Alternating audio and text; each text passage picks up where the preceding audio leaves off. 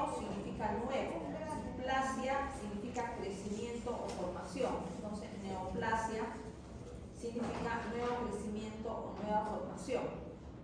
O sea, hay nuevas células anormales con proliferación descontrolada, que ya ustedes saben que es lo básico en los tumores.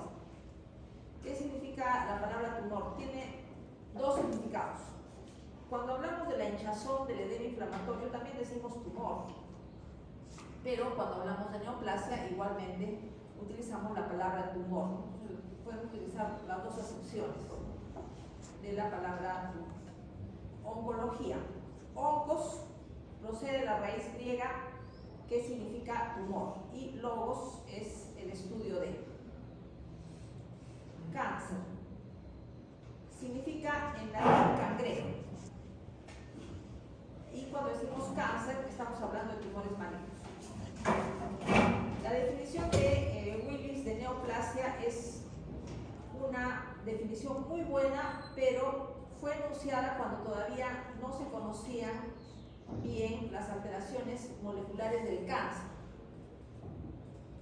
Entonces, una masa anormal de tejido cuyo crecimiento excede y no está coordinado con el de los tejidos normales y persiste de la misma manera en exceso tras cesar el estímulo que lo suscitó. Acá no habla nada de alteraciones del DNA ni biología molecular, que ahora es lo básico para la definición de cáncer. Entonces, en la actualidad tendríamos que decir que una neoplasia es una alteración en el crecimiento celular desencadenada por una serie de mutaciones adquiridas o heredadas que afectan a una sola célula y a su progenie clónica. Entonces, aquí estamos hablando de lo básico en cáncer: mutaciones adquiridas o heredadas, o sea, alteraciones en el DNA. Las mutaciones oncogénicas, o sea, las que producen tumores, dan lugar a una ventaja proliferativa y de supervivencia excesiva y autónoma, independiente de las señales fisiológicas de crecimiento. Entonces aquí nuevamente estamos hablando de aumento de la proliferación, exceso de supervivencia, o sea, aquí estamos hablando de un bloqueo de la apoptosis. Células que normalmente deberían ir a la apoptosis siguen viviendo y eso favorece el crecimiento del tumor. Y la ventaja proliferativa tiene que ser autónoma, o sea, no tiene ningún control, no tiene nada que ver con lo que es bueno para el organismo, con lo que el organismo necesita, sino que prolifera sin tener en cuenta nada. Nombres de los tumores depende de la célula o tejido que dio origen al tumor. Por ejemplo, tumores del tejido conjuntivo, lo que llamamos tumores mesenquimales. El prefijo es el tejido de origen del tumor y hay un sufijo. Si el tumor es benigno, se utiliza el sufijo oma, y si es maligno, se utiliza el sufijo sarcoma. Entonces, esto vale para el tejido conjuntivo. Ejemplo: condroma, condros, cartílago; oma, tumor benigno de tejido conjuntivo.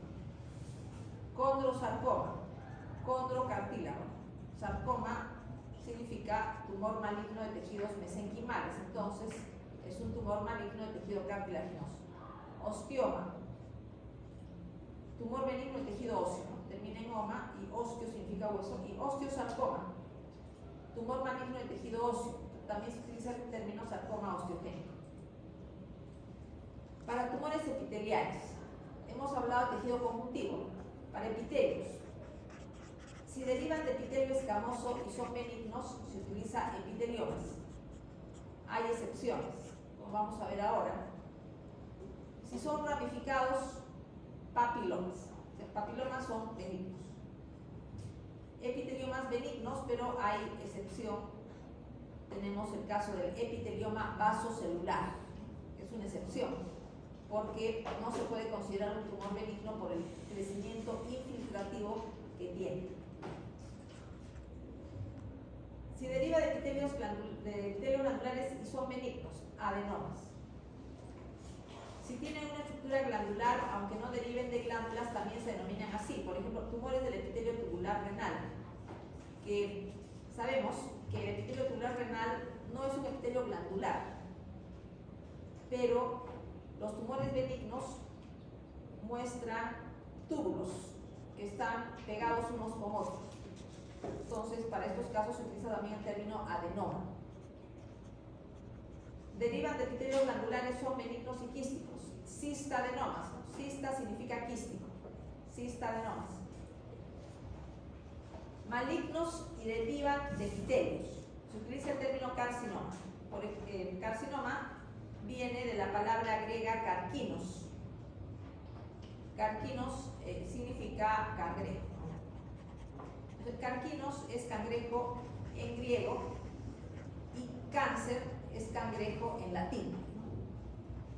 ¿Y por qué se hace tanto hincapié en el cangrejo? Porque las patas del cangrejo se han se semejan a el crecimiento de los cánceres, dando lugar a lengüetas de tejido tumoral que van penetrando en el tejido conjuntivo. Si derivan de epitelio perostratificados planos con o sin queratinización, se dice carcinomas epidermoides o carcinomas escamosos. Pueden ser queratinizantes o no queratinizantes. Malignos y derivan de epitelios glandulares, adenocarcinomas. Si son quísticos y malignos y derivan de epitelios glandulares, cistadenocarcinomas. Vamos a ver otros nombres digamos, relacionados con tumores. Por ejemplo, la palabra pólipo. Cualquier lesión benigna o maligna que haga protrusión sobre la superficie de una mucosa es un pólipo. Entonces, nosotros no sabemos si una lesión que protruye de la mucosa, imaginemos que esta es la mucosa del colon, y tenemos una lesión que protruye, una lesión redondeada, entonces decimos pólipo. Pero, ¿cómo sabríamos si es benigno o maligno? O de repente no es neoplasia, porque hay pólipos inflamatorios que no son neoplasias, simplemente el estudio microscópico. Lo único que queda es el estudio microscópico. Si no decimos simplemente pólipo, una lesión que protruye en una superficie. Acá tenemos, por ejemplo, pólipos del colon, tenemos el de acá también, pólipos. Otros términos, teratoma. Es un tumor con varios tipos de tejido, es una mezcla de tejidos. Deriva de las células germinales, las que originan espermatocitos y ovocitos. Por lo tanto, los teratomas aparecen generalmente en gonadas, o sea, testículo u ovario, salvo que haya restos de células germinales que se ubican en algunas partes del cuerpo como la línea media, ejemplo mediastino.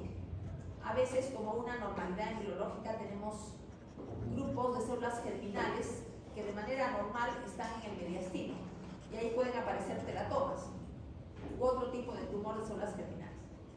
Un teratoma, la palabra terato significa monstruo, ¿no? Como ustedes saben por embriología, la palabra teratología significa el estudio de las malformaciones congénitas y teratoma significa tumor con varios tipos de tejidos. Contiene elementos de las tres capas del embrión, endodermo, mesodermo y ectodermo. Por ejemplo, derivan del ectodermo, piel y tejido nervioso.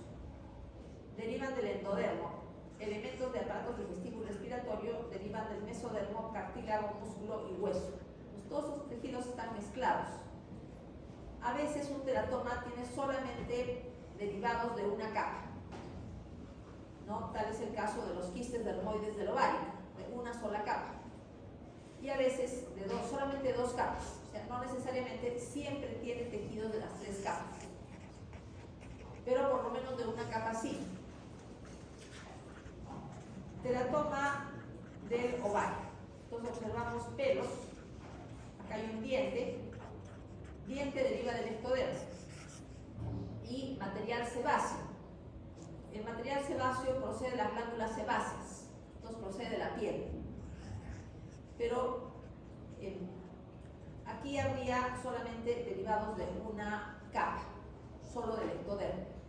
Acá tenemos, por ejemplo, piel con escamas de queratina que se desprenden de la superficie de la piel, glándulas sebáceas que producen sebo, y el sebo aparece dentro del tumor, y puede haber tejido nervioso. Y sigue siendo solamente un teratoma derivado de una sola capa del embrión, que vendría a ser el ectodermo. El término amartoma significa mezcla desorganizada de tejidos normales del órgano donde se ubica. Ejemplo, amartoma del pulmón. Normalmente el amartoma del pulmón tiene masas de cartílago, masas de tejido conjuntivo y de músculo liso, que son tejidos normales del pulmón. El pulmón tiene cartílago en los bronquios, tiene tejido conjuntivo en los septos pulmonares y músculo liso en la pared de los bronquios, de los bronquiolos. Pero está organizado como tejido pulmonar. Sin embargo, si vemos cartílago en masas, tejido conjuntivo en masas, ahí ya decimos que es un amartoma. Los amartomas son tumores, tumores benignos. Se consideraban antiguamente como una malformación congénita, pero ya se sabe que son tumores. El término coristoma propiamente no corresponde a tumor, sino que tiene un efecto de bulto. Forma, por ejemplo, nódulos en algunos órganos. Nos da la impresión que fuera un tumor, pero en realidad no es tumor. Y por el nombre, como termina en oma, pensaríamos que es un tumor, ¿no? Un coristoma es un tejido normal ubicado en un lugar que no le corresponde. Está en localización ectópica, por ejemplo. Un nódulo constituido por tejido pancreático normal en la mucosa del estómago. Entonces, como es un nódulo, lo vemos como un bulto pequeño y pensaríamos que es un tumor, pero en realidad es tejido pancreático ectópico, que está inmerso en la pared del estómago, que ahí ya no vendría a ser un tumor, propiamente dicho. Tumores mixtos. Normalmente prolifera un solo tipo de tejido. Por ejemplo, en tumores epiteliales, solo prolifera epitelio. O tumores de tejido conjuntivo, solo prolifera un determinado tipo de tejido conjuntivo. Solo cartílago, solo músculo liso, solo tejido conjuntivo, etc. Pero hay tumores mixtos en los que prolifera más de un tipo de tejido. Por ejemplo, adenoma pleomórfico de la glándula salival y fibroadenoma de mama. Prolifera el tejido epitelial y el tejido mesenquimal. O sea, prolifera el epitelio y el tejido conjuntivo a la vez en el tumor. Ejemplo, tumor mixto de glándula parótida.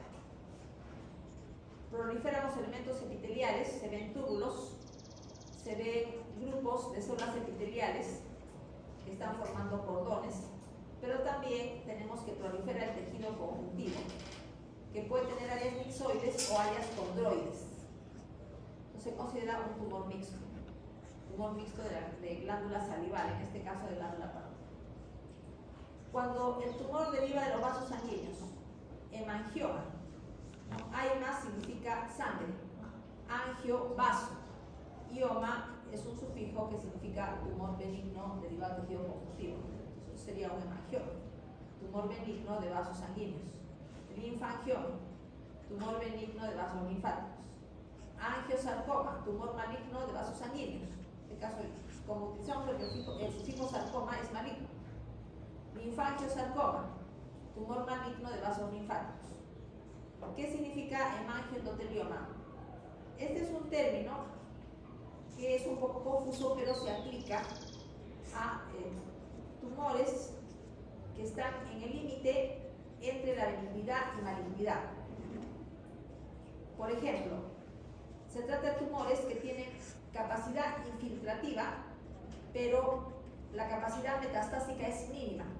O sea, no dan metástasis, pero tienen una capacidad infiltrativa local. Entonces ahí utilizamos el término hemangioendotelioma. Queremos decir que se trata de un tumor con malignidad intermedia. No es 100% cáncer, pero tampoco es 100% un tumor benigno. Entonces está en medio. Tumores que derivan de células de la sangre, linfomas y leucemias, estos son siempre malignos, porque prácticamente desde el comienzo tienen capacidad metastásica, están en la sangre. Tumores derivados del tejido muscular, músculo liso, leiomioma, ¿no? Leio significa liso, mios significa músculo, oma, sufijo que significa tumor benigno de tejido conjuntivo. Y leiomiosarcoma, evidentemente tumor maligno de músculo liso. Rhabdomioma, tumor benigno de músculo estriado. Y rhabdomiosarcoma, tumor maligno de músculo estriado. Entonces es más o menos sencilla la forma como podemos llamar a los tumores. Si derivan de melanocitos y son benignos, se utiliza el término nevus. A los melanocitos benignos tumorales se les dice células névicas. Entonces, un nevus es un tumor benigno de melanocito, no lo que decimos lunar normalmente, ¿no? Porque es benigno. Cuando es maligno, derivado de melanocitos, melanoma. Pero ese término melanoma nos hace pensar que podría ser benigno, pero los melanomas siempre son malignos y todavía son muy agresivos. Eso quiere decir que a veces el nombre puede llevarnos a confusión, que algunos nombres no siguen las reglas de la nomenclatura de los tumores. Tumores que contienen tejidos embrionarios. Se utilizan el sufijo blastoma. Generalmente los que contienen tejidos embrionarios son tumores de los niños. Por ejemplo, nefroblastoma. Es un tumor que contiene tejido embrionario renal. Neuroblastoma. Un tumor que contiene tejido embrionario neuronal. Retinoblastoma. También blastoma, tejido embrionario de la retina. Muchos tumores son llamados mediante epónimos. Un epónimo es el uso del apellido de una persona para nombrar un tumor. Por ejemplo, linfoma de Hodgkin. Hodgkin es el apellido de la persona que describió el tumor por primera vez. Es un apellido. Por lo tanto, este nombre, linfoma de Hodgkin, es un epónimo. Tumor de Wilms. Wilms es también un apellido. Sin embargo, hay una tendencia a utilizar cada vez más nombres que no sean epónimos. Hay tendencia, por ejemplo, en lugar de decir tumor de Wilms, lo más correcto sería decir nefroblastoma. O sea, es un tumor maligno que contiene tejidos embrionarios del riñón. Afecta a los niños. Repito que es maligno. Tumor de Brenner. Brenner también es un tumor, pero del ovario. Lo que se tiende ahora es decir ya no tumor de Brenner, sino tumor de células transicionales del ovario. Sería un tumor que tiene un nombre más correcto, que nos da una idea del tejido tumoral. Calificativos secundarios de los tumores. Si decimos un tumor papilar, quiere decir que tiene una estructura ramificada, tiene ramificaciones. Tumor medular significa que es un tumor blando, con poca fibrosis, una consistencia blanda, poca fibrosis. Lo contrario es si decimos tumor desmoplásico o tumor escirro. Más bien significa que el tumor tiene abundante fibrosis, por lo tanto una consistencia dura. Entonces, medular es lo opuesto a desmoplásico. Desmoplásico, tumor duro; medular, tumor blando, consistencia blanda. El término coloide, por ejemplo, carcinoma coloide, significa que el tumor produce abundante moco,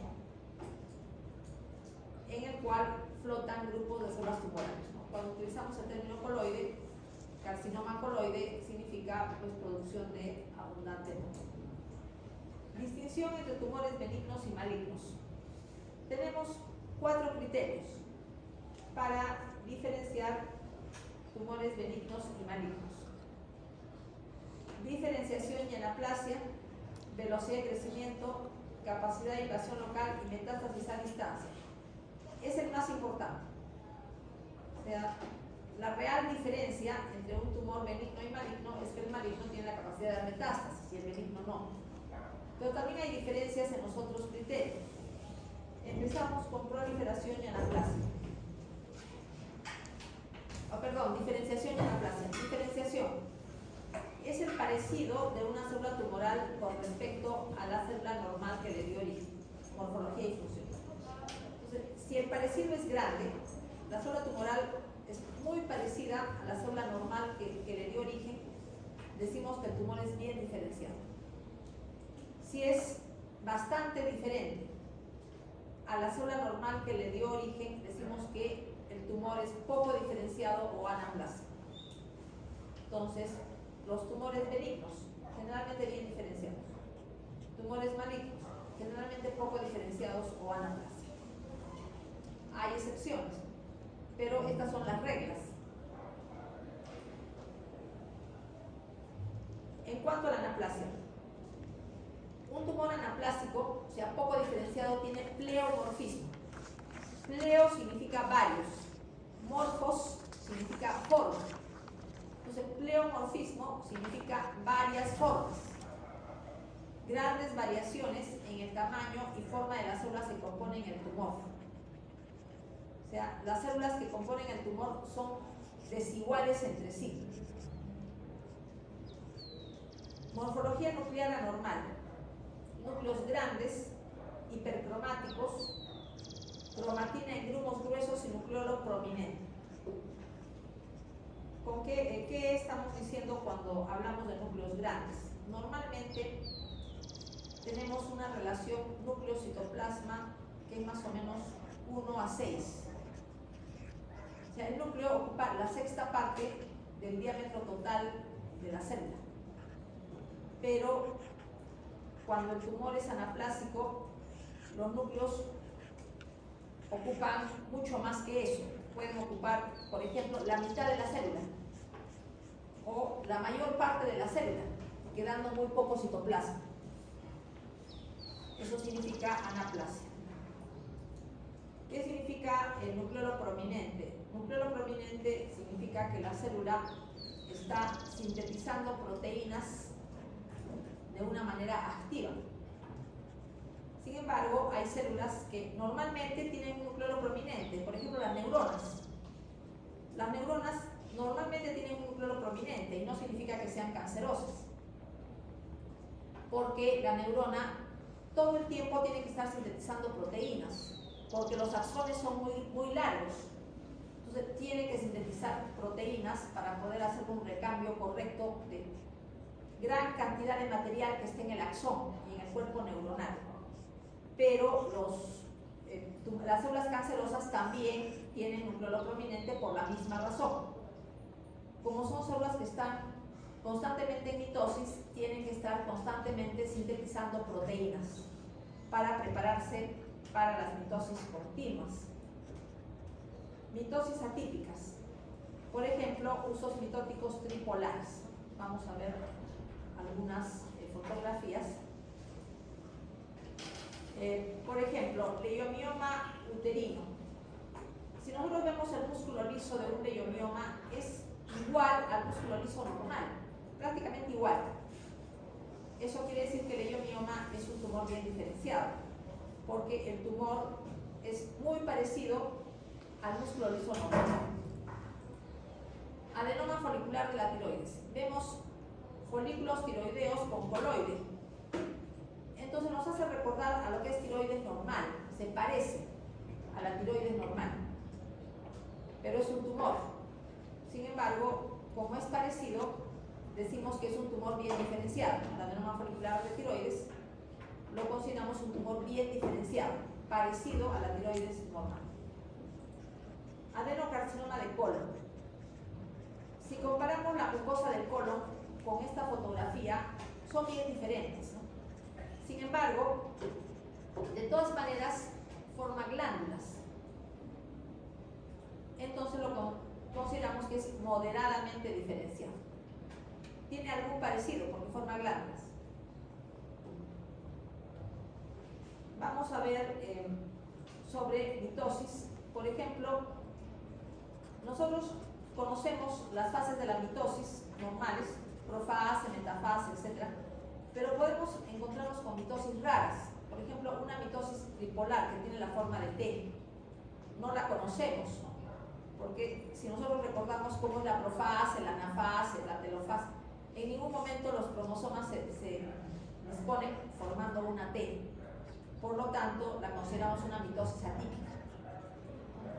O tampoco hemos visto una mitosis en la cual en la metafase se vea esta forma de estrella. No es normal en la metafase, ¿no? Las células se disponen como formando una columna. Entonces la consideramos también una mitosis atípica. Y las mitosis atípicas se encuentran generalmente en tumores malignos. Forman parte de la anaplasia. Pérdida de la polaridad. La polaridad es el orden que se observa en un tejido. Por ejemplo, en epitelios de varias capas, cada capa tiene características definidas. En una neoplasia, las células de las capas inferiores son similares a las de las capas superiores y no se pueden distinguir niveles. Eso llama, la pérdida de polaridad es típica del tumor poco diferenciado o anaplasia. Vamos a ver unas fotografías sobre polaridad.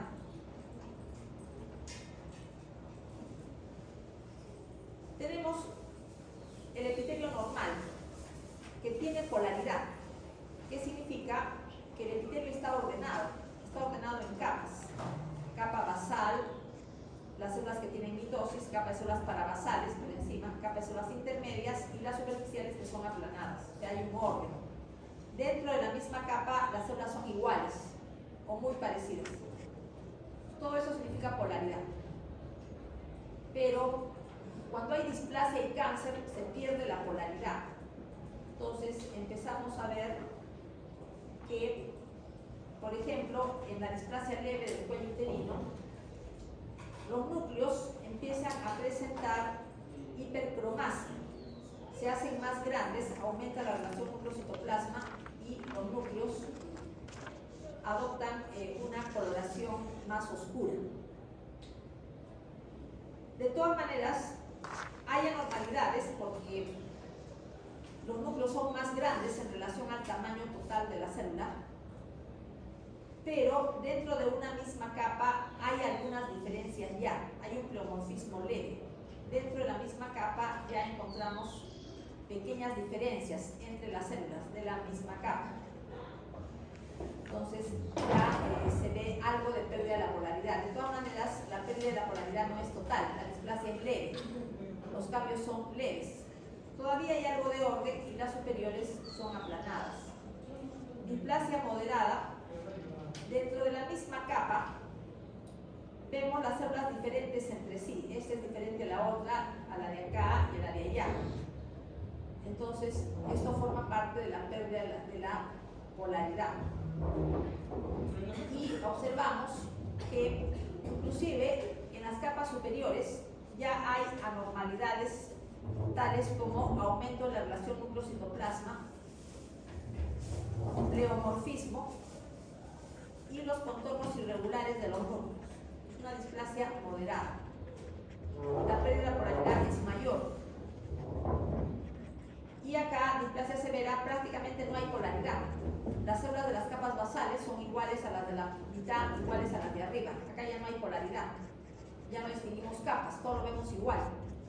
Y las mitosis, que deberían estar solamente en la capa basal, las vemos al medio o las vemos arriba. Entonces acá ya hay una pérdida completa de la polaridad. Entonces, eso sería, digamos, el significado de polaridad. Y en la neoplasia se pierde la polaridad, se pierde el orden del tejido. Tenemos también que se pueden formar células gigantes. Son células de varios núcleos y de aspecto grotesco, o sea, son muy grandes. No debemos confundir con células multinucleadas de origen inflamatorio. Por ejemplo, las células multinucleadas tipo Langerhans, células gigantes tipo Langerhans de la tuberculosis. Esas no son células gigantes tumorales, porque son macrófagos que han fusionado las membranas, pero podemos tener células multinucleadas tumorales. Por ejemplo, acá tiene más o menos 8 núcleos. Acá hay un solo núcleo, pero el núcleo es multilobulado. Eso forma parte de la anaplasia. O sea, es típica de tumores malignos. Y hay mucho pleomorfismo. Esta célula es diferente a la de acá, diferente a la de allá y diferente a la de acá. Acá hay 2 núcleos. Entonces aquí el pleomorfismo es máximo. Y mientras más pleomorfismo, menos diferenciación y más anaplasia. Acá vemos cartílago normal. Condroma es un tumor benigno. De todas maneras, lo que se ve acá, si comparamos las dos fotos, mayor celularidad, un número mayor de células, y vemos un pleomorfismo leve. Los condrocitos ya no son parecidos entre sí, tienen pequeñas diferencias, ya hay un pleomorfismo leve. Y esto es maligno, condrosarcoma. Acá vemos un pleomorfismo todavía mayor, ¿no? El pleomorfismo es muy notorio. Este condrocito maligno es diferente al de acá y al de más allá. Entonces, el pleomorfismo es muy notorio. La cantidad de condrocitos por superficie de tejido es mucho mayor. Aquí los condrocitos están espaciados, en cambio acá están cerca unos de otros. O sea, hay un aspecto proliferativo. Acá vemos una fotografía de un carcinoma escamoso, pero produce queratina. Si produce queratina, esto significa que es parecido al tejido que le dio origen, que también produce queratina, que es un epitelio escamoso. Entonces lo consideramos bien diferenciado. El que produzca queratina indica diferenciación. Tiene función o mantiene algunas funciones del tejido que le dio origen. Significa buena diferenciación, que es lo contrario de anaplasia. Respecto a displasias, consideramos lesiones precancerosas. Es una lesión precursora. Precancerosa quiere decir que todavía no es un tumor maligno. Precancerosa. Una lesión precursora. Hay una alteración en la maduración celular, o sea, en la diferenciación celular. Las células inmaduras llegan a predominar en relación con las maduras. No siempre evoluciona cáncer. Las anomalías pueden ser leves y regresionan. Una displasia leve regresiona. Displasia leve regresiona a lo normal. Displasia moderada difícilmente regresiona a lo normal. Pero una displasia severa prácticamente nunca va a regresar a lo normal. Si es una displasia severa, o se queda como severa o evoluciona a cáncer. Pero ya severa no va a regresar a lo normal. Displasia leve sí. Lo típico es la displasia del epitelio del exocelio, que se detecta mediante Papa Nicolau. Puede ser de bajo grado o de alto grado. A alto grado, las anormalidades son mayores. Las células displásicas presentan muchas de las características microscópicas del cáncer, pero no son cancerosas en sentido estricto. No tienen autonomía de crecimiento. No son cánceres en el sentido estricto de la palabra, pero sí son precursoras. O sea, pueden convertirse con el paso de los años en cáncer. Ya hemos hablado de la displasia, por ejemplo, displasia severa. Vemos que todo se parece, ¿no? Las partes basales, las partes intermedias, las partes superiores, hay una pérdida completa de la polaridad y todas las células tienen un aspecto inmaduro, una alteración en la diferenciación. Tenemos también el concepto de carcinoma in situ. Lo podemos utilizar, por ejemplo, en la piel, lo podemos utilizar en las mucosas, ¿no? En este caso cuello uterino. Significa que la neoplasia no ha penetrado la membrana basal. La membrana basal del epitelio está intacta pero el epitelio es canceroso. No tiene solamente displasia, sino ya tiene cáncer. No atraviesa la membrana basal. Acá vemos lo mismo, pero a mayor aumento. No es el concepto de carcinoma in situ. Acá vemos un tumor muy pleomórfico, con mitosis en las partes medias del epitelio, es un cáncer, pero no atravesaba la membrana basal. Vemos acá Papa Nicolau, normal. Si consideramos el diámetro del núcleo con el diámetro total de la célula, es más o menos 1 en 6, más o menos 1 en 6. Esto es lo normal. Pero podemos comparar, por ejemplo, con el caso de la displasia leve. La displasia leve. Entonces aquí vemos que si comparamos el diámetro total con el diámetro del núcleo, prácticamente es la mitad. Aumento de la relación núcleo-citoplasma.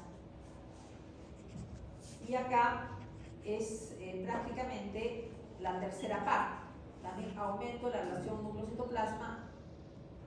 Acá no se puede diferenciar bien porque parece que las células, se ve 3 núcleos, da la impresión que las células estuvieran superpuestas. Displasia moderada. Aquí, por ejemplo, si consideramos este diámetro, el diámetro del núcleo ocupa más de la mitad de la célula. Si consideramos este núcleo, este diámetro. Acá también. Si consideramos solamente este diámetro, el núcleo ocupa más de la mitad de la célula. Aumento de la relación núcleo-citoplasma. Hipercromasia, contornos irregulares del núcleo. Eso forma parte de la displasia. Cromatina dispuesta en grumos, como lo vemos acá. Displasia severa. El núcleo ocupa prácticamente toda la célula. Si nosotros comparamos la parte que corresponde al citoplasma, el núcleo prácticamente ocupa todo. Entonces ya es una displasia severa. Aquí, frotis cérvico-vaginal normal, Papa Nicolau, son células endocervicales, pero acá, nuevamente, diámetro del núcleo en relación al diámetro total de la célula es 1 en 6. 1 en 6. Tumores bien diferenciados de glándulas endocrinas generalmente producen las mismas hormonas que el tejido normal. Eso significa buena diferenciación, porque significa que el tumor, el tejido tumoral, mantiene las funciones del tejido que le dio origen. Carcinomas bien diferenciados del hígado producen bilis, igual que hepatocitos normales. En cambio, hepatocarcinomas poco diferenciados no producen bilis. Han perdido esta función normal, menos diferenciados. En cuanto a velocidad de crecimiento en general, neoplasias malignas crecen más rápido que las benignas. Pero hay muchas excepciones, ¿no? O sea, lo general es que neoplasias malignas crecen más rápido que las benignas. Neoplasias de tejidos hormonodependientes varían su velocidad de crecimiento de acuerdo al estado hormonal. Por ejemplo, cuando hay gran cantidad de hormonas a las que el tejido tumoral responde, el tejido crece más rápido. Si disminuye la concentración hormonal, una neoplasia que depende de dicha hormona crecerá más lento. Por ejemplo, leiomiomas. ¿Por qué crecen más rápidamente durante el embarazo? Porque en el embarazo tenemos niveles elevados de estrógenos. Y esto es normal en el embarazo. El músculo liso uterino responde a hormonas estrogénicas. ¿Y qué pasa en la menopausia? Más bien, las mujeres tienen niveles disminuidos de estrógenos, porque ya no ovulan. Por lo tanto, en la menopausia los leiomiomas tienden a achicarse. Capacidad de invasión local. Los tumores benignos tienen un crecimiento expansivo, o sea, crecen apretando el tejido que les rodea, lo que da lugar a la formación de una cápsula. sea, al apretar el tejido que les rodea, causan fibrosis por hipoxia. O sea, aprietan el tejido que les rodea y el tejido que les rodea sufre hipoxia. Se van apretando los vasos. Y frente a la hipoxia, el tejido responde con fibrosis. Y esta fibrosis viene a ser la cápsula del tumor benigno. Hay una excepción, los hemangiomas son tumores benignos de vasos sanguíneos, pero son tumores básicamente no encapsulados. Es una excepción. Los tumores malignos tienen un crecimiento infiltrativo. Penetran en el tejido que les rodea por medio de lengüetas. O sea, no tienen un crecimiento apretando el tejido que les rodea, sino mediante lengüetas penetran el tejido conjuntivo que les rodea. Caso del carcinoma vascular de la piel. Tiene una capacidad infiltrativa. Crece enviando lengüetas a la dermis, pero no capacidad metastásica, por lo que no reúne todas las condiciones para ser considerado un cáncer. Un nombre más adecuado, epitelioma vasocelular, pero no es un tumor 100% benigno, porque tiene capacidad infiltrativa.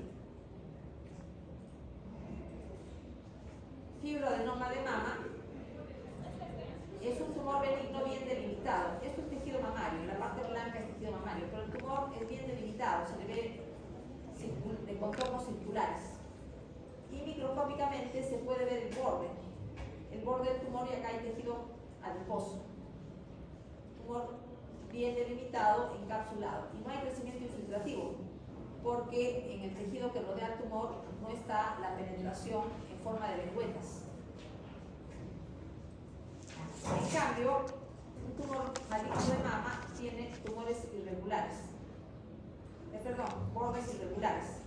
Si es el tumor, tenemos que los bordes son espiculados, son como unas pequeñas puntas, los bordes tienen como unas pequeñas puntas que penetran en el tejido fibroadiposo que les rodea. Es un crecimiento infiltrativo, típico de los tumores malignos. Y lo podemos ver acá, que el tejido se extiende hacia el tejido adiposo mediante lengüetas. Acá, infiltración del tejido pulmonar por adenocarcinoma, ¿no? Acá vemos alveolos, pero acá observamos que mediante lengüetas el tumor va creciendo hacia el tejido pulmonar normal. Acá, infiltración del tejido adiposo pericolónico por adenocarcinoma. Entonces vemos, acá es el tejido adiposo pericolónico, o sea, es la serosa. Y el epíplomo, que está contiguo a la serosa. O sea, ahí vemos nidos de células tumorales, están infiltrando este tejido fibroadiposo pericolónico. Metástasis. Es el criterio de malignidad más importante. Los tumores benignos no metastatizan. Hay una excepción, los gliomas. Los gliomas son tumores cerebrales con capacidad infiltrativa, pero no metastásica. A pesar de que no dan metástasis, igual se les considera tumores malignos. Vías de diseminación del cáncer. Extensión directa, vía hemática y vía linfática. Por extensión directa es consecuencia del crecimiento infiltrativo del tumor. O sea, se va extendiendo y puede alcanzar superficies corporales, por ejemplo, del pulmón. Por extensión directa puede llegar a la pleura. Y también, por extensión directa, un adenocarcinoma, por ejemplo, de colon, puede llegar a la cavidad peritoneal cuando traspasa la serosa, llega a la cavidad peritoneal. También un cáncer de pulmón puede llegar al pericardio. Se extiende primero al mediastino y después puede extenderse al pericardio y sigue siendo por extensión directa. O un cáncer, por ejemplo, sarcoma osteogénico, puede infiltrar la cavidad articular. O también un tumor cerebral se extiende a las meninges. Entonces, en este caso, en el líquido pleural, líquido peritoneal, pericárdico, podemos encontrar células cancerosas. Los carcinomas productores de moco de la cavidad abdominal metastatizan al peritoneo y se acumula este tipo de material, lo que se denomina pseudomixoma peritoneal. Entonces, toda la cavidad abdominal se llena de moco, ¿no? Consideramos que ha habido una metástasis por infección directa al peritoneo. Y repito, se llama pseudomixoma peritoneal. Por vía hemática, las células neoplásicas penetran fácilmente capilares y venas, pero la penetración en las arterias es más difícil por el grosor de la pared. Entonces, penetración en los vasos fácil en capilares y venas, y aquí se origina la metástasis. Tumores intraabdominales con frecuencia metastatizan al hígado por medio de sangre que le llega por la vena porta. Como es por medio de sangre, decimos que es una metástasis por vía hemática. Por ejemplo, un cáncer de colon metastatiza al hígado por vía hemática. Ahora, metástasis al pulmón por vía hemática. Por ejemplo, el tumor llega por medio de las venas cavas, que drenan sangre venosa en todo el organismo. De las venas cavas pueden pasar la aurícula derecha y arterias pulmonares. Entonces, se atascan en la microcirculación pulmonar. Entonces sería una metástasis por vía hemática. Por vía linfática, generalmente en la diseminación de carcinomas. Los carcinomas se diseminan generalmente por vía linfática. En cambio, los sarcomas tienden a diseminarse por la vía hemática, pero son las reglas. Hay excepciones. Los hepatocarcinomas y los adenocarcinomas renales se diseminan por vía hemática. Hay excepciones. Solo los linfáticos más grandes tienen membrana basal. Los capilares linfáticos no la poseen, lo que facilita la penetración de las células tumorales. Entonces, es fácil que las células neoplásicas penetren en los capilares linfáticos. Por vía linfática, los tumores llegan a ganglios linfáticos de drenaje del órgano en que se aloja el tumor. Ejemplo: tumor maligno del cuadrante externo de la mama, de un cuadrante externo de la mama. ¿Hacia dónde metastatiza? Hacia ganglios de la axila. Y los tumores de los cuadrantes internos de la mama metastatizan a ganglios de la cadena mamaria interna. Ganglio centinela. ¿Qué significa ganglio centinela? Se utiliza para decidir el tratamiento en casos de cáncer de mama y melanomas. Generalmente, es para lo que más se usa. Tiene por finalidad evitar extirpar todos los ganglios de drenaje de una determinada neoplasia. Ejemplo: se inyecta colorante o sustancia radioactiva en el tumor, digamos cáncer de mama. En el tumor de la mama, en sala de operaciones, ya listos para hacer la mastectomía, se inyecta colorante o sustancia radioactiva en el tumor y se espera en la misma sala de operaciones, observando cuál es el primer ganglio que se colorea. Si se ha inyectado colorante, ¿cuál es el primer ganglio que se colorea? El primer ganglio que se colorea se le dice ganglio centinela. O si se ha inyectado una sustancia radioactiva en el tumor, en la sala de operaciones, con un aparato especial que detecta radioactividad,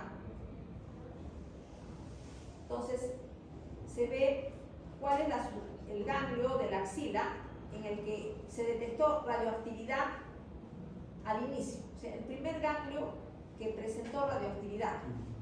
Se tiene que tener un aparato que detecte radioactividad para esos casos. O sea, El primer ganglio en el que se detectó radioactividad, primer ganglio de la axila, en el que se detectó radioactividad, es el ganglio centinela para un determinado cáncer de mama. Entonces se extirpa durante la operación solamente el ganglio centinela, no se extirpa todos los ganglios de la axila, solo el centinela, y se le analiza mediante biopsia por congelación, o sea, se hace en el momento el estudio patológico. Se puede informar como negativo. El ganglio centinela puede ser negativo para neoplasia, entonces ya no se realizan más extirpaciones ganglionares. Se asume que si el ganglio centinela no tenía metástasis, los otros ganglios tampoco la tienen. O sea, se asume eso, porque es el primer ganglio al cual llega la linfa procedente de la mama. Acá vemos un ganglio con metástasis en el seno subcapsular. Células cancerosas en el seno subcapsular del ganglio linfático. Acá vemos por el linfático aferente, vemos nidos de células tumorales que se implantan en el ganglio. Todo esto es tumor metastásico, metástasis en un ganglio de carcinoma mamario. ¿Cómo llegan los cánceres del tubo digestivo al hígado? Hemos dicho que es mediante la vena porta. Y las metástasis al hígado generalmente son múltiples, muchos nódulos. Esta forma de metástasis múltiples o múltiples tumores de diferente tamaño generalmente es metástasis. Acá, pero sería una metástasis hematógena. Metástasis en hígado de adenocarcinoma pancreático. Entonces observamos túbulos neoplásicos del adenocarcinoma pancreático y por fuera, la parte externa de la fotografía, trabéculas hepáticas normales. Y acá estaría la metástasis. Túbulos neoplásicos del adenocarcinoma pancreático. Este es un resumen de diferencias entre tumor benigno o maligno. Los benignos. Leiomioma. Pequeño, bien delimitado, crecimiento expansivo, crecimiento lento, no invasivo, crecimiento por expansión, o sea, el tumor crece apretando los contornos del tejido que le rodea. No metastásico, no metastatiza.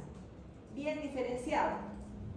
Si se ve microscópicamente un leiomioma, entonces observamos que es igual al músculo liso normal. Entonces un tumor bien diferenciado. Lo que es propio de los benignos. Maligno, leiomiosarcoma.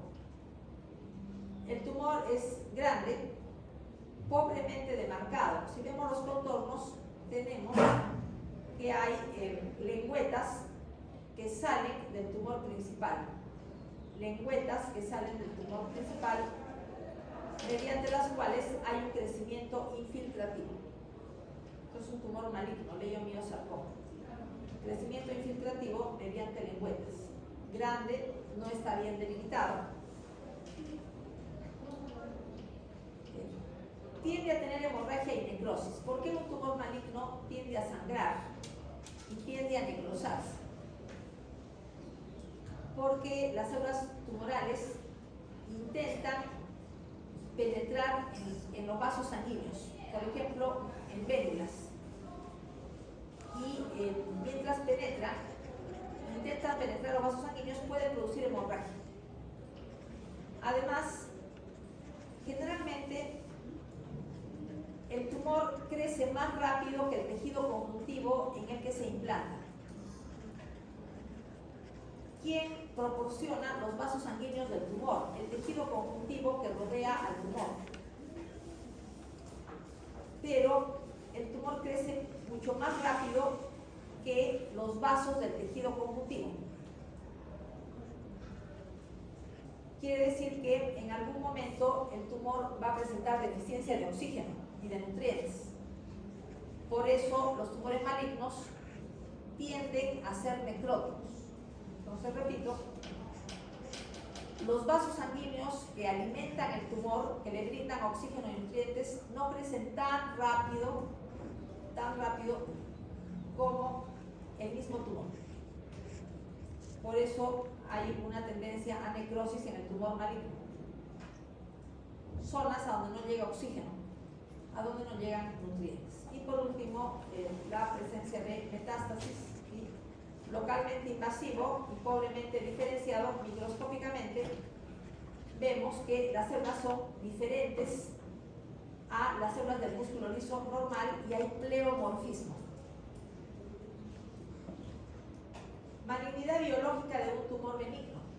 Algunos tumores benignos pueden producir la muerte y algunos tumores malignos crecen tan lento que dan tiempo para un tratamiento quirúrgico efectivo. O sea, tumor maligno no significa necesariamente muerte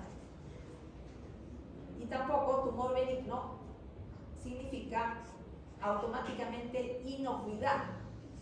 O sea, los tumores benignos no necesariamente son inocuos.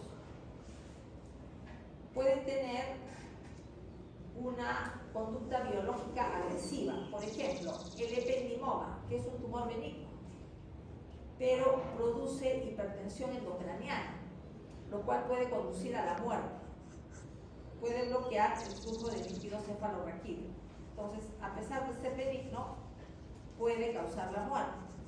Y lo contrario, un tumor maligno puede ser diagnosticado tempranamente y resecado quirúrgicamente. Entonces podría curarse si se reseca por completo antes de que hayan habido metástasis. Entonces, aunque sea maligno, podría llegar a curarse.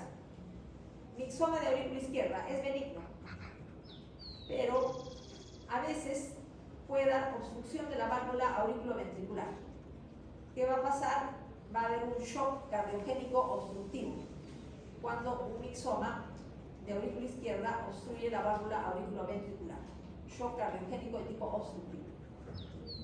Un insulinoma, tumor benigno, puede causar la muerte produciendo hipoglicemias severas, sobre todo si los pacientes son de la tercera edad. Ahí las hipoglicemias son más peligrosas. En cuanto a epidemiología del cáncer, ya ustedes saben lo que es la epidemiología, ¿no? Lo que estudia la epidemiología. La frecuencia de cáncer en diferentes poblaciones, considerando sus características. La epidemiología del cáncer contribuye a identificar algunas de las causas del cáncer. Por ejemplo, se estudia la aparición de cánceres en diferentes poblaciones. Se compara en cuanto a ubicación geográfica, factores ambientales o genéticos. Entonces, nos puede permitir reducir esos estudios epidemiológicos algunos aspectos del cáncer. Vamos a pasar por alto lo que corresponde a análisis de datos epidemiológicos y vamos a ver en el 2023 en Estados Unidos cuáles son los 3 tumores más frecuentes del varón. Próstata, primer lugar; segundo lugar, pulmón y bronquios; tercer lugar, colon y recto. Varones. Mujeres, primer lugar, cáncer de mama; segundo lugar, pulmones y bronquios; y tercer lugar, colon y recto. Esos son los 3 tumores más frecuentes en el 2023 en Estados Unidos. En cuanto a mortalidad, en primer lugar estaba el cáncer de próstata, en segundo lugar cáncer de pulmón, tercer lugar colon y recto. Pero ¿cuál es el que tiene la mayor mortalidad? No es la próstata, sino pulmón y bronquios. Es el que tiene la mayor mortalidad. En segundo lugar, próstata, mortalidad mucho menor y mucho menor porcentaje de mortalidad en colon y recto. en mujeres, primer lugar, cáncer de mama. Segundo lugar, pulmón y bronquio. Tercer lugar, colon y recto. Pero en mortalidad tenemos que en primer lugar está el pulmón. O sea, mayor mortalidad que el cáncer de mama. Aunque el cáncer de mama sea más frecuente, porque el cáncer de mama tiene métodos de diagnóstico temprano que permiten la extirpación de cánceres cuando están todavía en tamaño pequeño. Por eso la mortalidad es baja, aunque la incidencia sea la más alta. En cambio, cáncer de pulmón es muy difícil de curar, el tratamiento es muy difícil, por eso la mortalidad es alta. En tercer lugar, colon y recto. El tratamiento es más fácil, de los tres es el tratamiento más fácil. Vemos acá cánceres más comunes en varones, por ejemplo, verde es próstata. Entonces, en todo el continente americano, parte del África, Australia, Europa, primer lugar en varones, cáncer de próstata, pero hay excepciones. Por ejemplo, tenemos en el África algunas zonas que tienen, y también en Asia, zonas donde predomina, se ven anaranjado, predomina el cáncer del hígado, primer lugar. Generalmente es por la presencia de infección crónica por virus de hepatitis B o virus de hepatitis C, que es alta en estas zonas. Entonces, eso predispone a hepatocarcinoma. Pues tenemos en azul pulmón. Entonces, en algunos sitios, en primer lugar, no está próstata. Por ejemplo, en el Asia, no está próstata, sino en primer lugar está el pulmón. Incidencia de cáncer de mama en mujeres según país. Lo más oscuro, azul oscuro, mayor incidencia de cáncer de mama. Estados Unidos, Canadá, Argentina, Europa y parte de los países nórdicos y Australia. El Perú, por ejemplo, está en una situación intermedia, ¿no? Tenemos que hay una incidencia intermedia, ni muy alta ni muy baja. Y acá tenemos algunas áreas, menos de 30 casos por 100.000 habitantes, por ejemplo, en algunas partes del África, en la península arábiga, ¿no? También en la India.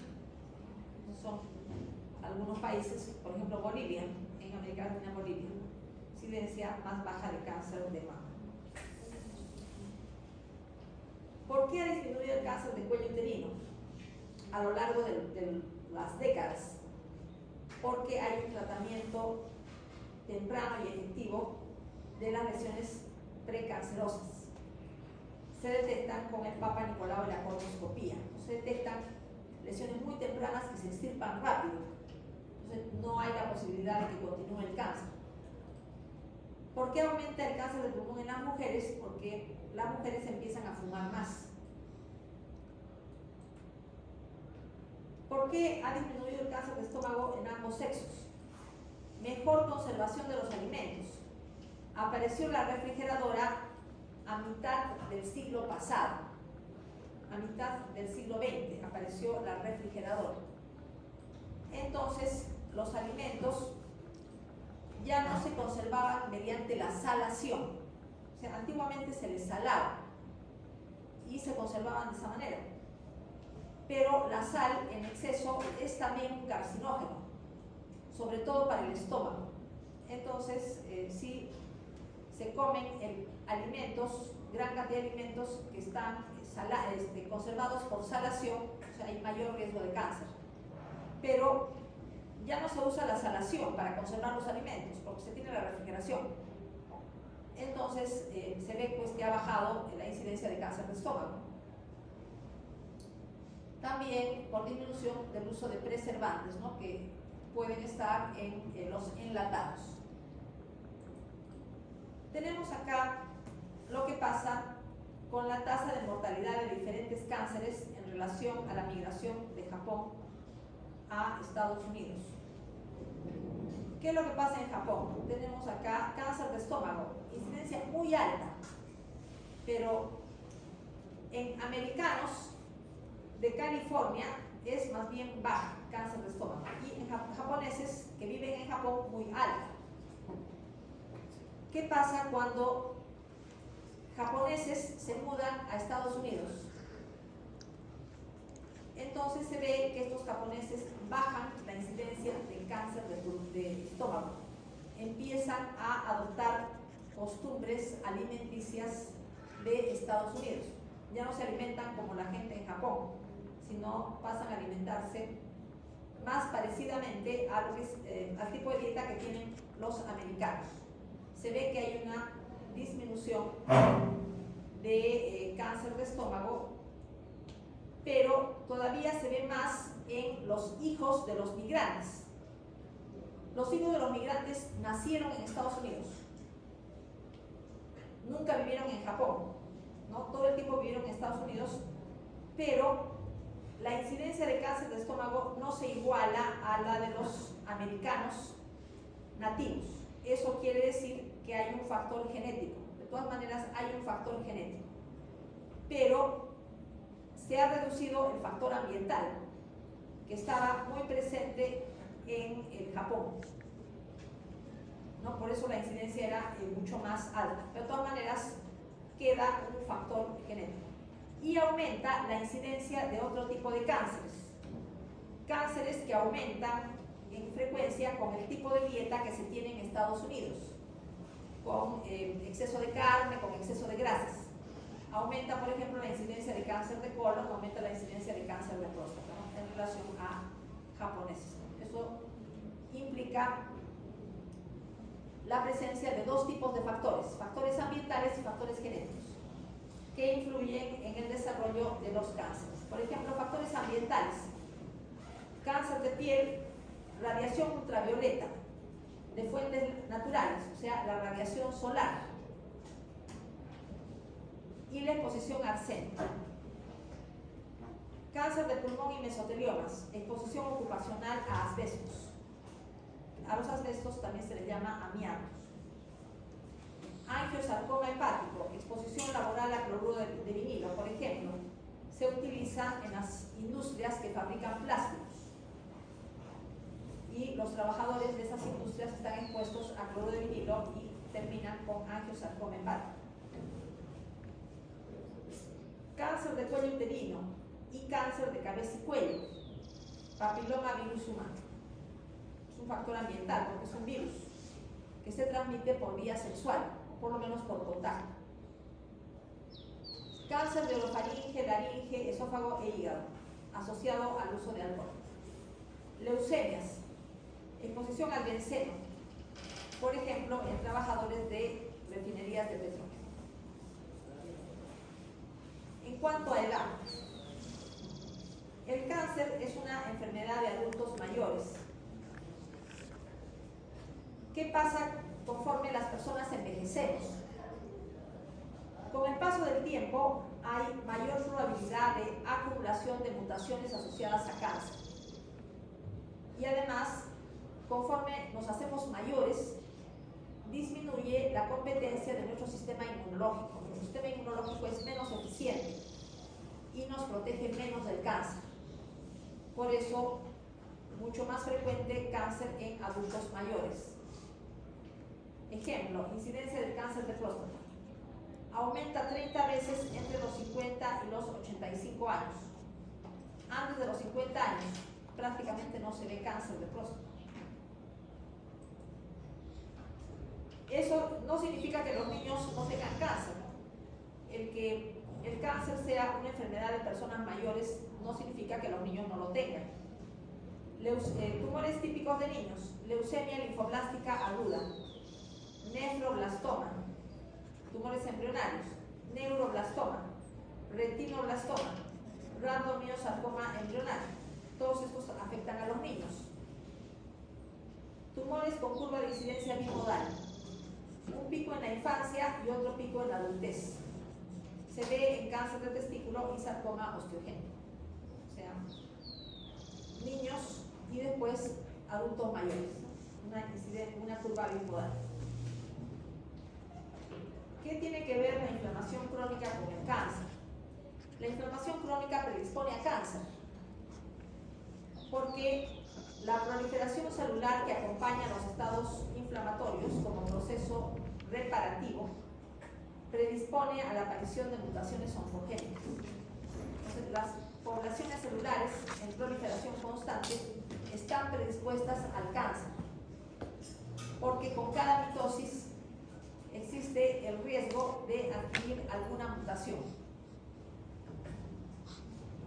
En la inflamación crónica tenemos células inflamatorias como polimorfos nucleares y macrófagos que producen especies reactivas de oxígeno. Tal es el caso del estallido oxidativo. Y estos radicales libres derivados del oxígeno causan mutaciones, causan daño al DNA. Por eso la inflamación crónica está relacionada con el cáncer. Favorece al cáncer por lo menos. Predisposición genética al cáncer. Síndromes cancerosos heredados en forma autosómica dominante, que los vamos a ver más adelante. Síndromes con defectos en la reparación del DNA, que también los vamos a ver más adelante. Y ahora vamos a ver casos de cánceres familiares. Un cáncer familiar es el cual en la que en una familia varios miembros tienen un determinado tipo de cáncer. Hay una predisposición genética con un patrón de transmisión poco claro, con muchos casos dentro de la misma familia. Entonces tiene que haber un factor genético. En los cánceres familiares, las neoplasias ocurren a edades más tempranas en relación con el resto de la población. Pueden indicar predisposición genética que incremente el riesgo de cáncer, pero la mayoría de alteraciones genéticas no son conocidas. O también puede haber factores compartidos de tipo ambiental o de estilo de vida que predispongan a cáncer. O sea, la misma familia está bajo los efectos del mismo tipo de factor ambiental. A diferencia de los síndromes hereditarios de cáncer con patrón autosómico dominante, los genes mutados en cánceres familiares no se conocen en su mayoría. En cambio, síndromes hereditarios de cáncer con patrón autosómico dominante se trata de mutaciones heredadas en genes supresores y se conoce muy bien la alteración. En este caso, en los cánceres familiares no se conocen los genes que intervienen y cada gen, probablemente intervengan varios genes, y cada gen aumenta el riesgo de neoplasia de forma pequeña. Ejemplo, carcinoma familiar de colon, carcinoma familiar de mama, ovario, cerebro. Vemos el término condiciones precancerosas y lesiones precancerosas. Una condición precancerosa es una patología benigna que implica riesgo aumentado de cáncer, por ejemplo, gastritis crónica atrófica de la anemia perniciosa. O sea, es una inflamación, ¿no? Pero está asociada al cáncer de estómago. Entonces es una condición precancerosa. Por otro lado, una lesión precancerosa es una neoplasia benigna o un proceso proliferativo benigno que puede evolucionar a cáncer. Ejemplo, hiperplasia atípica de endometrio puede evolucionar a adenocarcinoma endometrioide de endometrio. Queratosis actínica de la piel puede evolucionar a carcinoma epidermoide incipient. Adenoma velloso del colon puede evolucionar a adenocarcinoma colon. Y la displasia del cuello uterino, sobre todo la severa o también la moderada, puede progresar a carcinoma epidermoide del cuello uterino. Por lo tanto, son lesiones precancerosas, no son condiciones precancerosas, sino lesiones precancerosas. Vamos a ver algo sobre la cinética del crecimiento tumoral que influye en la velocidad de crecimiento. Entonces, porcentaje de células que están en el ciclo celular, que es la etapa diferente a G0, está en el ciclo celular. Por ejemplo, G1, S, G2 y M. O sea, si están en esas fases, están en el ciclo celular y forman parte de la fracción de crecimiento.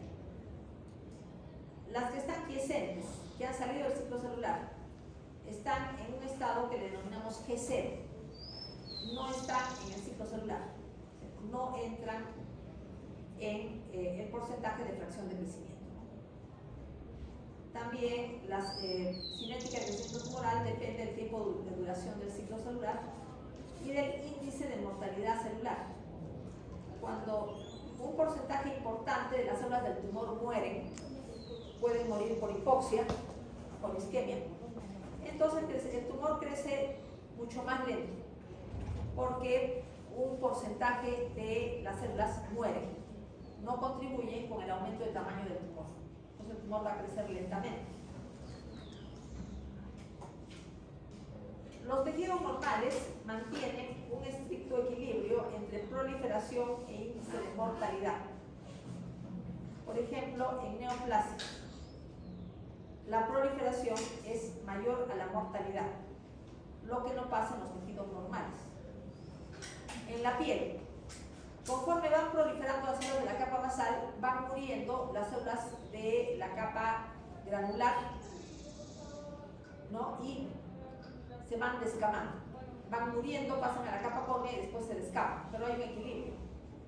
En cambio, en las neoplasias, la proliferación tiene que ser mayor a la mortalidad, porque si no el tumor no crecería. Si la mayoría de células proliferantes del tumor murieran, entonces el tumor no crecería nunca. Las células tumorales mueren por apoptosis o falta de oxígeno y nutrientes, sea por necrosis o apoptosis, cualquiera de los dos casos. A medida que el tumor adquiere mayor tamaño, su fracción de crecimiento disminuye. A mayor fracción de crecimiento, la susceptibilidad a fármacos antineoplásicos aumenta. Estos fármacos antineoplásicos, para que sean efectivos, requieren que la célula esté en el ciclo celular. Si sale del ciclo celular, entonces es menos sensible al efecto de los fármacos antineoplásicos. Aquí tenemos algo sobre la fracción de crecimiento. La fracción de crecimiento es el porcentaje de células que están en el ciclo celular. Pero las células tumorales, de estar en el ciclo celular, pueden pasar a G0, o sea, se vuelven quiescentes y salen del pool proliferativo.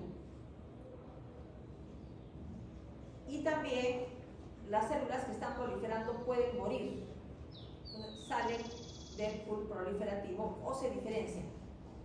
Una vez que se hayan diferenciado, pierden la capacidad proliferativa, o sea, ya no están en la fracción de crecimiento. Entonces, conforme pasa el tiempo, un porcentaje mayor de células abandona la fracción de crecimiento. Entonces, la fracción de crecimiento con el paso del tiempo va a ser cada vez menor. Tenemos acá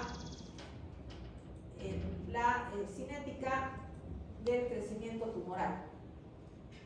Partimos de una célula normal, pero la célula normal experimenta una serie de mutaciones que se acumulan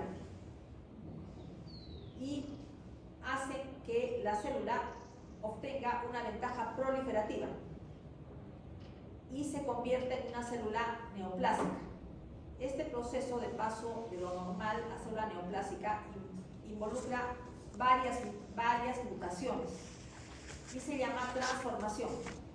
De normal a tumoral, transformación.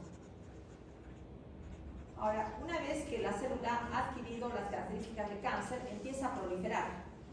Una célula entra en mitosis, quedan 2 células, 4 células, pues 16 células y así sucesivamente. Pues conforme pasa el tiempo, se produce mitosis y el tumor va aumentando de tamaño. Cuando han transcurrido 30 rondas de mitosis, asumiendo que ninguna célula haya salido del ciclo celular y ninguna célula se haya muerto, el tumor llega a pesar 1 gramo y tiene 10 a la 9 células, con 30 duplicaciones. Pero 1 gramo es un tamaño muy pequeñito de tumor, es un tumor chiquitito. Y es el mínimo volumen del tumor que se puede detectar por examen clínico. Pero para que la célula pase de 1 gramo, mejor dicho, para que el tumor pase de 1 gramo a 1 kilo, 1 kilo es la máxima masa de tumor compatible con la vida. Para que pase de 1 gramo a 1 kilo, tiene que haber habido solamente 10 rondas de mitosis más adicionales. O sea, con 30 rondas de mitosis llega a 1 gramo, pero con 10 rondas de mitosis adicionales llega a 1 kilo, que es el máximo tamaño de tumor compatible con la vida. Y generalmente en estos casos ha habido micrometástasis o metástasis evidentes. Eso quiere decir que cuando el tumor se detecta clínicamente, ya ha transcurrido la mayor parte de su vida total, ¿no? Porque solamente son 10 rondas de mitosis adicionales, pero cuando llegó al tumor había ocurrido ya 30 rondas de mitosis. O sea, la mayor parte de su periodo reproductivo ya transcurrió cuando se le detectó, aunque se le haya detectado con un tamaño muy pequeño. Y el que sea tamaño muy pequeño no significa que no va a haber micrometástasis.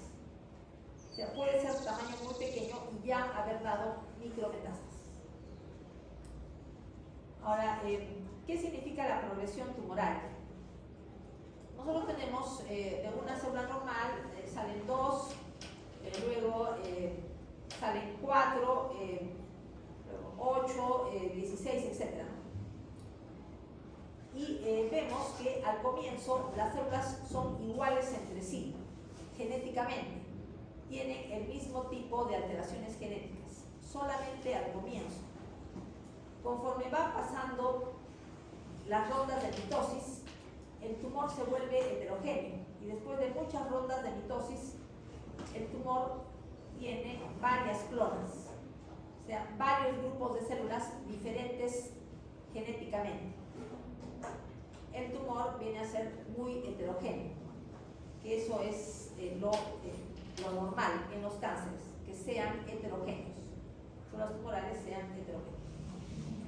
Este hecho, que significa que con el paso del tiempo el tumor progrese, o sea, la progresión tumoral, implica que van apareciendo clonas cada vez con mayor agresividad biológica. Por ejemplo, las primeras células, después de la mitosis de la célula transformada, podrían no tener la capacidad de penetrar vasos sanguíneos o podrían no tener la capacidad de penetrar la membrana basal de un epitelio. Entonces tenemos casos de carcinoma in situ o casos en los cuales hay infiltración pero no hay metástasis. Sin embargo, con el paso del tiempo van apareciendo células tumorales que tienen todas las capacidades para seguir proliferando localmente, para invadir vasos, para dar metástasis y para asentarse en el tejido metastásico. Este hecho que con el paso del tiempo la heterogeneidad del tumor dé paso a grupos de células con mayor agresividad biológica se llama progresión tumoral. Con el paso del tiempo el tumor es cada vez más agresivo biológicamente. Y al final tenemos que las células tumorales adquieren todas las capacidades para poder tener un crecimiento invasivo y metastatizar, o sea, adquieren el fenotipo maligno completo, o sea, evaden el sistema inmunológico, tienen una capacidad infiltrativa local, penetran vasos con lo que pueden dar metástasis y se hacen independientes de factores de crecimiento. Esto significa que ha aumentado la malignidad biológica del tumor y se denomina progresión tumoral. Nos vamos a quedar acá, vamos a continuar el día viernes con neoplasias.